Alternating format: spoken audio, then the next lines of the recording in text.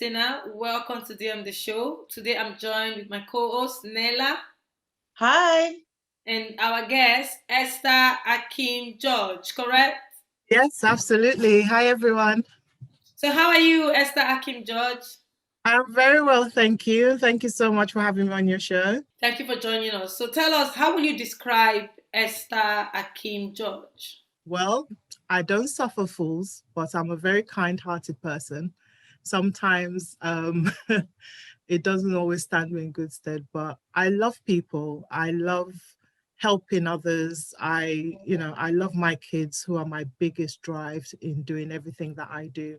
And they make me do better every day. It's like, oh my gosh, you're doing this. Okay, I've got to step up my game because they're in their 20s and it's like if they don't like anything, they're gonna be telling me about it. So that's a huge drive for me. So Yeah. Esther's somebody you want to meet. Esther's someone who, I'm generous, I'm kind, I love people, I love being around people as well. So Amazing, amazing. Okay, tell us Amazing. about the things you do. okay, so I started my career actually in hotel and restaurant management. When I came out of university, I was managing restaurants and so on, and had my kids, and then found myself in education, and really found my calling of what I really wanted to do. For in as a vocation. So I was teaching for like 10, 11 years, Okay. and then I had to give up that because of health reasons. We love hearing stories, and you have an exceptional story. And I know that you was born in Nigeria but left at a very young age. And how's that been for you? And have you been back to Nigeria since? Yeah, I have been back, but it was very difficult. I was 7 when I left home, and though I was visiting home on big holidays like Christmas and things like that, I was always in boarding school. I had a guardian who looked after us very well, rest his soul. But it was a very challenging time for me because I was finding myself away from home, unlike my brothers who kind of had each other because they were in the same school. I was in somewhere totally different by myself, 7 years old, no parents, not really knowing what I was doing. But it was quite difficult. It was getting settled, being settled Right. in that kind of field. But I had 2 amazing friends who, funnily enough, I have reconnected with after 30 years of being at school. We just Wow. recently reconnected with each other. So I think sometimes positives do come out of something that was, a bit difficult. Yeah, for sure. But I think the last time I went, my dad passed in 2010, and then I went a couple of years later because I lost my mum as well that same year. So I just haven't been back because I've been trying to get things done. Because Right. for me, it's always been a challenging period, until now. I hope. Yeah, I can imagine that sounds like a lot. So in terms of like your friends that have connected with you again, what's been the amazing moments with that part of, reconnecting with people that you went to um um boarding school with and was clearly like a part of like your backbone in school? How was that like reconnecting with them? Gosh. As I'm sitting here, my spirit's just lifting because Joanne, Oh, especially, she was my spiritual sister, and it's so weird how we reconnect, and it's like we've never been apart. And she was actually searching for me before she got married. She said she didn't know I would have the same name. So she was somebody that we always spent exeats together. That's what they called weekends away from home when you're boarding school. And she came to mind because her parents were from Malaysia. I was from Nigeria, but luckily my father had a home here for us. So she would always come home with me and things like that. And it was like just reminiscing about those times. And then Evelyn as well. She had a really quirky character, and I just couldn't believe that I met this reassigned with these girls, especially where I never really got on with women. I was such a tomboy, right. and these were people that really stood out in my life. If you ask me how many friends I had in school, and so I couldn't even remember to name any. But these two girls, I could tell you about them, you know, quite clearly. So they obviously had an impact in my life, and it was so nice to reconnect. And I just pray that we can actually see each other. Evelyn's in UK, so that's fine. So until we get round Wow. out there. But Joanne, I'm really very much looking forward to reconnecting with her as well in person. Yeah, you did mention that, you know, you lost your parents, and despite, you know, you being in boarding school and wasn't able to see them as often. And you did mention that you lost your parents, both of your parents, like one after the other. And how has that been like for you? And what was your relationship like with them first and foremost? And how have you managed the loss of your parents? Because that must be, oh, terrible. Oh my gosh. When my dad was I have two sides. My dad was Yoruba, my mom was Igbo. So I had my mom, the fun side, you know, the relaxed side where I could be myself. And then I had my dad, the person I had to impress, the person I had to make sure I did X, Y, and Z for, not knowing really you need to do it for yourself. Obviously, you learn things down the road. But when my dad went in the April, is actually his anniversary next week, the 27th. It'll be 11 years he's gone. Oh, And wow. till today, it feels like yesterday, because I literally got a phone call here in my home and I was told my father died. And I honestly thought I would die too, because it was such a shock. It was the biggest shock I have ever had. This man traveled. He was a man of God. He loved his family. He traveled. He was a philanthropist. You know, he had his insurance brokerage here in the Oh, wow. in Nigeria. He was a very well-known, prominent person in the community. And he just woke up and he was gone. And that for me, I still can't get my head around. He He didn't looked see us after him. Yeah, he looked after himself. He wasn't ill. He took, vitamins and whatever else, he looked after himself. So I thought, but he was always on the go. He never took time to say, oh, let's all go on holiday. There was never such a thing like that, like whole family big holiday or them sort of things. And he didn't take time out.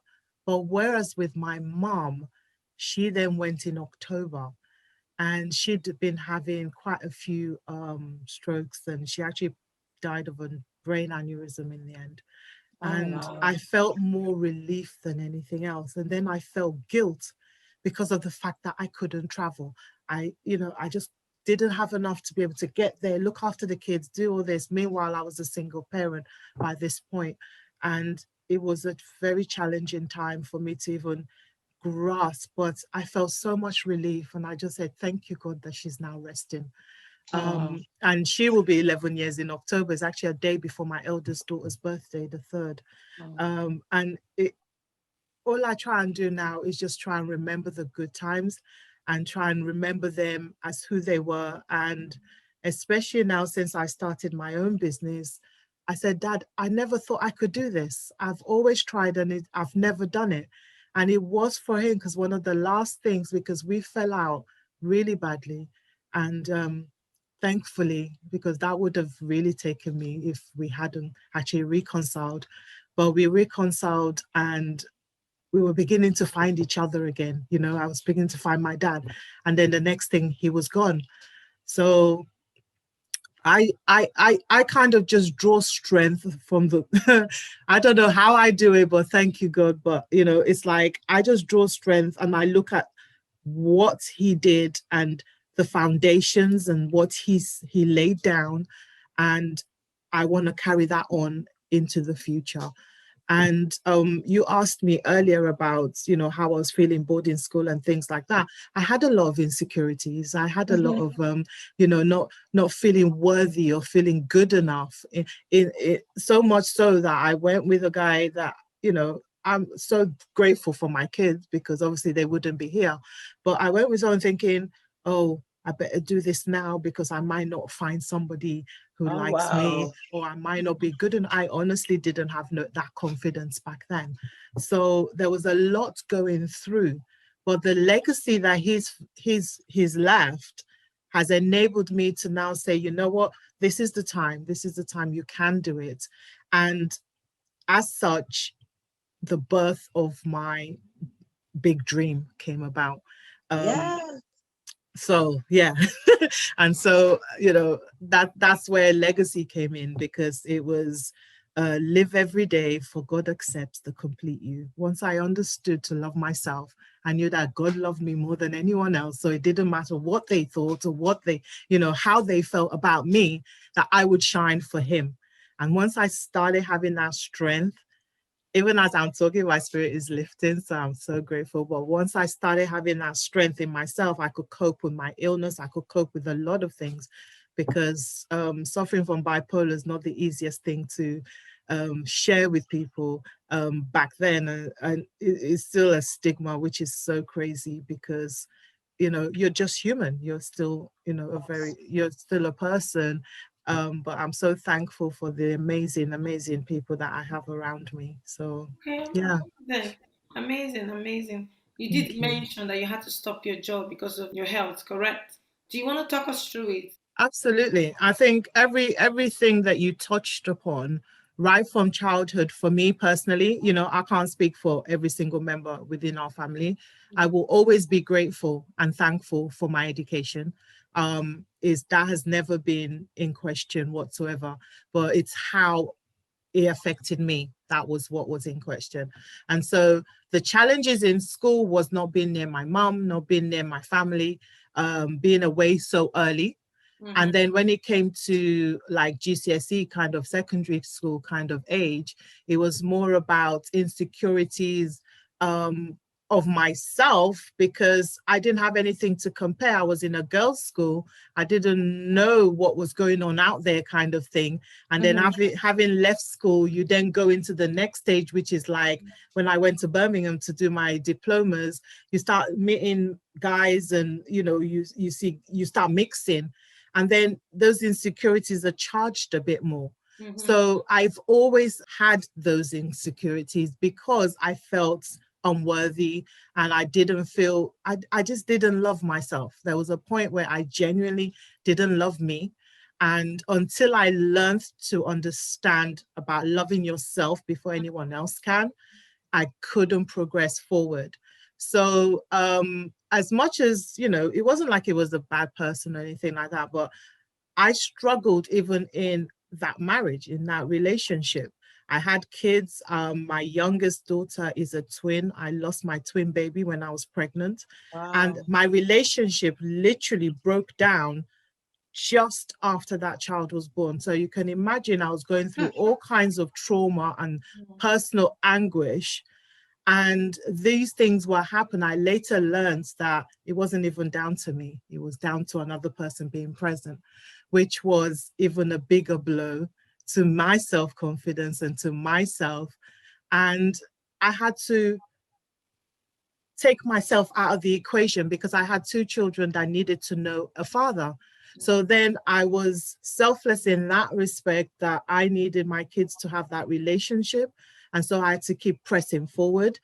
And then I lose my dad. So it's like everything was like zzz, One and after the other. One it after the just other. it was just all. And I'm thinking, when's this roller? I said, Lord, when's this roller coaster gonna stop? Because it just felt like I'm trying to make a living. I'm trying to make a family. I'm trying to be a wife. It didn't work. I'm trying to now be a single parent, and everything was just try, try, try. And until I let go of certain things, I wasn't able to progress forward. And then after I lost my father, it took them a year to actually diagnose me with bipolar, because Oh, I've always been crazy. I've been a good crazy. I'm a bubbly I love person. that. I'm a bubbly person. I love people. I love joking, but I also can be serious, because I can be quite introverted and extroverted as well. Because it seems crazy, but I'm quite happy in my own company, but I also love people.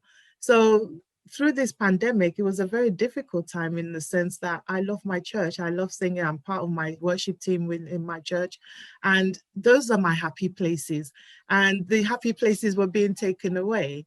So with regards to my health, it was challenging, because I didn't feel like I could talk to anybody about it. I wasn't hearing much about bipolar out there, except through my clinicians and so on. I was in and out of hospital. I'd been through a lot. So I just felt like I was in, it was like happening to somebody else, like an out of body experience. And until I could get my head around that and say, okay, this needs to, there was times I couldn't even stay by myself. I was like, I have an amazing cousin that I'm so thankful to God to have her in my life. That she was like a pillar of strength, and Sister Mary in my church as well, who truly just kept me strong and just kept me going. Yeah. And then my medication had to be getting that right until we got to a certain stage. But then when I moved to Hillsong, I then met some amazing people who introduced me to some nutrition, which really supported my health. And that's when my real journey into entrepreneurship and everything else started. In terms of the bipolar, why did you go and how did you get how did you get to learn about having bipolar, and what made you go and even go to get a test, and how was that like? Because a lot of us could be here probably with bipolar, but what triggered that moment for you to go and get diagnosed with it? To be honest, I don't remember the whole episode, but unfortunately my eldest daughter witnessed the whole thing, and so today is the hardest thing that I could have for any child, to witness their mom going through something and not being able to help. So I was literally put in hospital and sectioned, and that's where that journey started. And for them to diagnose me and do tests and keep me in and do all kind of thing, try medications and so on. But I honestly don't even know how it started. I guess I could feel a frenzy. I could feel myself being busy a lot, or trying to keep myself busy a lot. Didn't really know what to do, because I went to Nigeria, came back after the funeral. I felt like a zombie. I mean, it's the only word I can truly use to explain how it was. I was there, but not there. It felt like it was happening to somebody else. And when the final episode actually happened, then I don't even know. I literally just remember waking up in hospital and being so scared. I'd never been that scared in my life. I really didn't understand what was going on. I really didn't know where I was initially. I didn't know what was happening. And all I wanted was my kids. I just felt so helpless. And that was the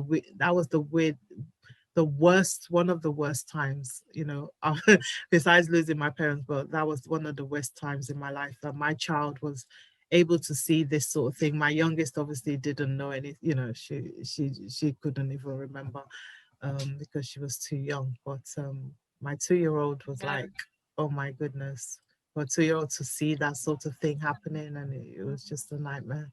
Despite all that you've been through, and you faced huge amounts of adversity, and despite that odds being stacked against you, you are an entrepreneur. So tell us a bit about how you started that, and what is your biggest achievements, and what is your current businesses at the moment? How I started was how literally getting that product. Like I said to you, there was a 6-month period where I just wasn't going anywhere and everything. So one of the products that I was given to try by a friend in my church was actually what started me on my entrepreneurial journey. It's isotonic OPC3. And this is a supplement that's in powder form. And when I started taking this, within 2-3 days, no word of a lie, I was no longer jittery. I was no longer feeling this out of body experience kind of thing. And I was beginning to feel myself. I just felt good. I said, I want to know what this thing was about. What is in it? Why is it doing this to my body? Within a month, I was completely different to what I was in, to the point that my consultant was saying, what is it you're taking? You look so much different to how I saw you 3 months ago. Because you weren't going anywhere. And I was like, okay, I'm taking this. And I showed it to them. And so that's kind of how my journey started. I wanted to find out a bit more, because they've been telling me things and I kind of say, yeah, whatever. And I had to think my 2 kids, I was in full-time work. I didn't want to give up my job, blah, and so on. But because of my health and I had no choice, I had to give up the work. And then I said, what do I do next? I definitely didn't want to work for anyone else. And I definitely didn't want those stresses we spoke about earlier in my life. So I became an entrepreneur and started a business with Market United Kingdom, which is a part of Market America Worldwide. Now, the business is nearly 30 years old, but the UK is still a baby. So we're still about 7, 8 years, or we're still quite young. And I started on my journey that way. It's a product brokerage and it's brokers health, wellness, and beauty products. Mm-hmm. And so this was why I thought, yep, this is a great fit. This is exactly where I needed to be. But then I don't know if there's a premonition or a vision or whatever, because it all kind of came together to the dream that I had of opening a foundation for children and seeing my whole journey through teaching and everything else to get me where I am. And it's literally a center that would be for all kinds of children of all different abilities, like we were just talking about for adults, but in somewhere where they can flourish in music, arts, academia, and also with disability children as well. Because when I left full time, I was actually doing agency work. Wow, well done. So before we go on the topic, what advice have you got for the viewers? I would say, please don't struggle alone. Take that first step. Whatever that first step is, if it's telling a sister, telling a person, a member in your church that you trust, telling anybody, but open up. Take that first brave step to telling someone, because if you don't, you are going to live within you and it's going to make you even more unwell. And there's nothing you can't do. Just be brave in anything you want to do. If anybody tells you your dream will not work, tell them, I've got a future. You know, if somebody comes and tries to knock you down and say, you know what, my crown is fitted. And if somebody's trying to, you know, bring you down from where you are and say, you know what, God loves me and I love myself. So it's about just embodying who you are. Your superpower is you. So just be your authentic self and don't try to be something you're not. Amazing. Thank you. Yeah, so the topic is, do we need to reboot our thinking around mental health in 2021? Should we focus on mental health prevention? Definitely. The reason I say that is because there are some amazing people that are working out there and you know, working tirelessly to bring this to the front. But a lot of people are I don't know whether it's a cultural thing or a religious thing or whatever it is that is preventing them from coming forward. But if they make it that it's not so much of a stigma and that people feel free, you know, like they have helplines for like suicide and all these different things, let them have a mental health helpline, specifically dedicated, trained people that have either gone through it themselves or people that are, you know, trained psychologically, you know, in psychology, that really understand the workings of the brain and what really gets people from one step to the next. I think they would feel a lot more comfortable and a lot more relaxed to be able to say, okay, I know that there is somewhere that I can speak to. I know that there's, because like you were saying earlier on, yes, we don't always have people we know we can trust. And so, you know, that would be a huge thing, I think.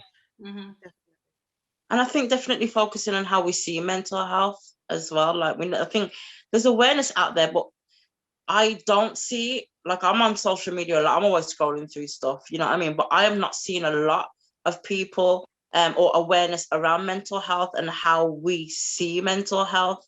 And I think that's something that I think something more needs to be done in terms of the awareness around mental health. It's a broad topic because there's lots of different types of mental health, but I think how we see mental health is something that we really need to take a look at as well. And honestly, I think some people, when it comes to mental health, they think it's something that happens to them. Yes. It's something that happens to them. It doesn't happen to us Mm. because we so with it, we so have it, but we don't. Every single one of us goes to some kind of mental health.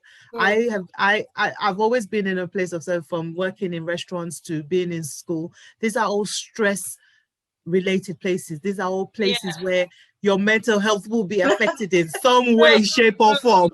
I'm sorry, it will. So it's not about labeling anyone, because that's how it felt for me. When I first got diagnosed, I wouldn't accept it. I said, what are you talking about? I'm always crazy. I genuinely said that. I do remember saying that, because I am genuinely a bubbly person. I'm a big character, but I can also be a person who goes into themselves and just wants that quiet time and things like that. So it's so essential that there isn't that stigma. It's the stigma and the religious side of things that people, I honestly think that's what people find, and let people be able to talk about it. And not, I don't mean that social media has to be full of it. That's not what I'm saying. But let people talk about themselves, because if someone asks me about myself, I talk about myself. I don't hide it. I don't hide who I am, because my journey, my testimony, I pray will help somebody else who has also gone through something, or that feels that now I can actually come out and I can talk to Christina, I can talk to Nyla, I can talk to whoever, and I can feel at ease knowing that, one, their confidence is just that. And also they have that ear, because one thing you've got to do is do more listening. And I'm learning that, because when I get excited, I want to talk for Britain, but then I must remember that, I should listen as well, really hear the heart of what that person is saying. They might be telling you that day is going amazingly well, but you can hear the undertones, because I really feel people and I see it through their eyes as well. I can't lie if I'm upset or I'm something. So that's why I said you have to be, that's one sense, but you also have to be really mindful about your words, because that is also another very difficult, challenging area when it comes to mental health, because you might say something to someone, you're trying to help them, but you're not saying it in the right way, because it just will not be, it will not be accepted, because they're hearing negativity rather than find a positive and a helpful stance. Thank you so much, Esther. And just before we go, what advice do you have for the viewers in regard to the topic? Well, when it comes to mental health, I think seek advice always. Even if it's, if it's something that's been going on for a while, and you will always feel it in yourself, if it's, it's challenging for you and you can't deal with it, don't sit in silence, try and speak to your doctor, get hold of, anyone that is, that you trust anyway, who can possibly advise. Like, I have some close friends within my church who actually are nurses or, practitioners and things that you can just chat with and you feel comfortable enough to do so. But please don't ever sit in silence, because I think that's the worst thing for any of us to do. And worry about stigma or religion. It's like, we need to break those barriers and just be able to be ourselves and be able to come forward when we're struggling. True. Thank you. So where can they find you? On Facebook, I'm Esther George. You can find me there. On Instagram, at Ease Motives Mobile is my business page. And on Twitter, you can find me at African Queen 72. You can message me on Facebook, or go to my website. You can find me on there as well, at yourshopconcierge.com. So do reach out if no matter what it is, even if you just want to say hello, I'd love to hear from you. Amazing. Thank you. It was lovely, lovely having you today. Esther, thank you. I really appreciate you having me on your show. Thank you for joining us on the show. We wish you the very best. Same to you, ladies, and have a blessed week. So this is all we have for you today. For everyone watching, we really hope you've enjoyed the show. Until next time, bye for now.